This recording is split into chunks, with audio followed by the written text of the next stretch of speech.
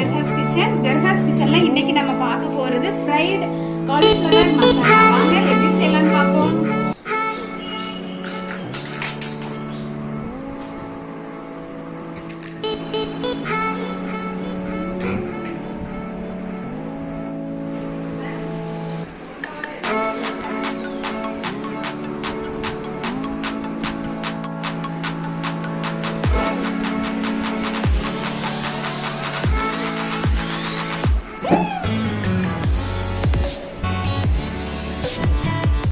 Fried cauliflower masala செய்ய போறோம். அதுக்கு நான் ஒரு காலிஃப்ளவர் எடுத்திருக்கேன். அது நல்ல சாப்பர்ல போட்டு இந்த மாதிரி பொடிசா, ரொம்ப பொடிசா கட் பண்ணிக்கணும். உங்களால கட் பண்ண சிரமமா இருந்தா மிக்ஸி ஜார்ல போட்டு ஒரு சுத்தி எடுத்துட்டீங்கன்னா இந்த மாதிரி வந்துடும். அதை நான் எடுத்துக்கிறேன்.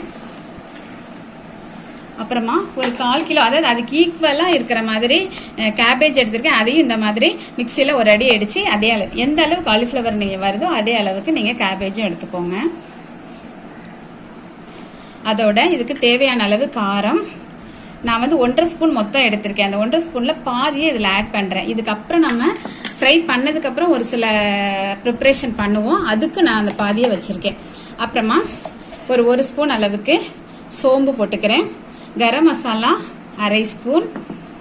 அப்புறம் ஜிஞ்சர் கார்லிக் பேஸ்ட் 1.5 ஸ்பூன் கிட்ட இருக்கு. அதுல நான் பாதியை மட்டும் இதுல ஆட் பண்றேன்.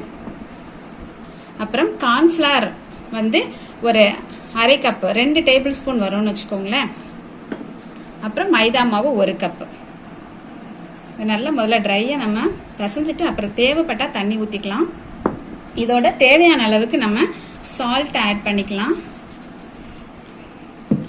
அப்புறம் நல்ல ஒரு ஃபிளேவரை கொடுக்கறதுக்காக கொஞ்சமா கருவேப்பிலையை நல்லா இப்படி பொடிசா கிள்ளி போட்டுக்கோங்க. ஃபிளேவர் நல்லா இருக்கும். முதல்ல நம்ம பிசைஞ்சுக்குவோம். தேவைப்பட்டுச்சு அப்படின்னா, ஏன்னா இதுலயே கொஞ்சம் ஈரப்பசை இருக்கும், தேவைப்பட்டுச்சுன்னா மட்டும் நம்ம தண்ணி சேர்த்துக்கலாம். மைதா மாவை நான் ஃபுல்லா ஆட் பண்ணிக்கிறேன்.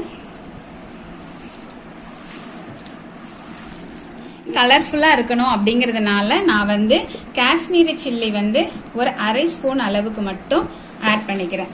கொஞ்சம் பொரிச்சதுக்கு அப்புறம் பாத்தீங்கன்னா நல்லா கலரா பார்க்க அழகா இருக்கும். அதுக்காக அது பிசைஞ்சிட்டு உங்ககிட்ட நான் காமிக்கிறேன்.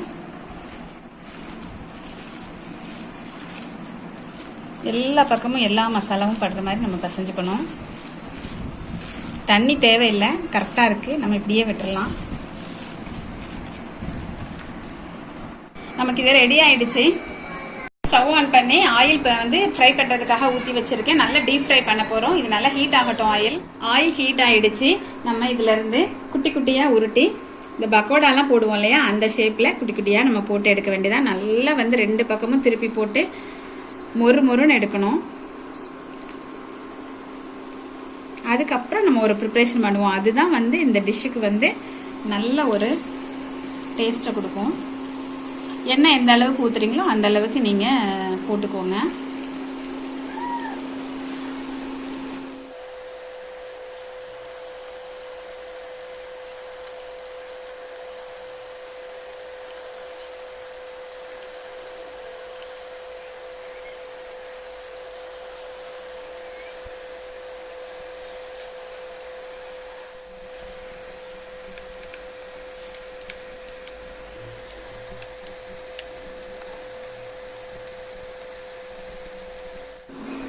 நல்லா 2 பக்கமும் ஃப்ரை ஆகி நல்ல ஒரு கோல்டன் ப்ரௌன் வந்திருக்கு பாருங்க. அது மட்டும் இல்ல, எண்ணெயில உள்ள சலசலப்பெல்லாம் அடங்கிருச்சு. இப்ப நம்ம எடுத்துடலாம்.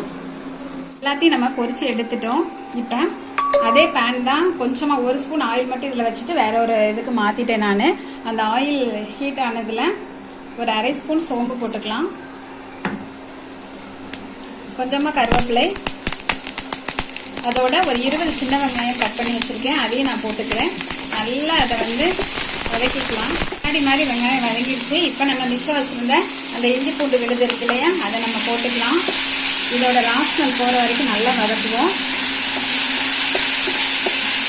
அந்த டைம்லயே நம்ம மிச்சம் வச்சிருக்கிற அந்த வத்தல் பொடி, அதோட கொஞ்சமா காஷ்மீரி சில்லி பொடியும் போடுறோம். நல்லா எல்லாத்தையும் வதக்கிக்கலாம்.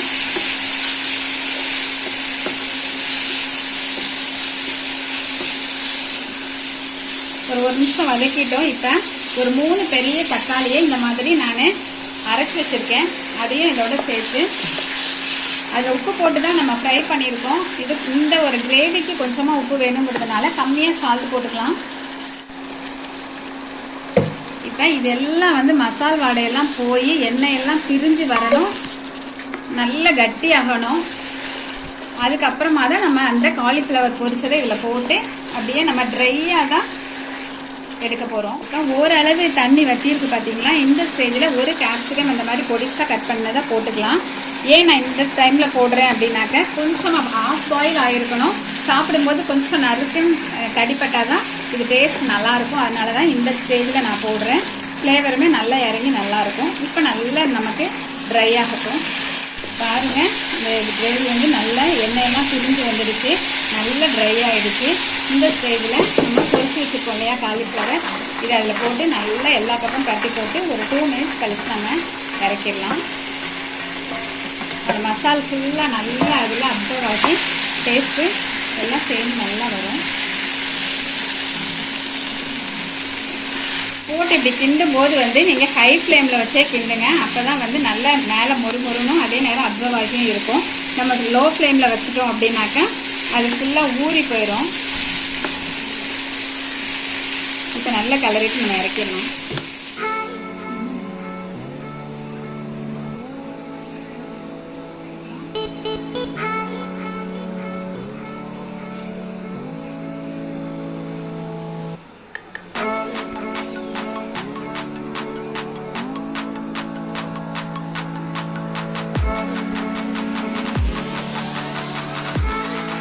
ஃப்ரைடு காலிஃப்ளவர் மசாலா சூப்பராக ரெடி ஆயிடுச்சு. கண்டிப்பாக இதை நீங்கள் வீட்டில் ட்ரை பண்ணி பாருங்கள்.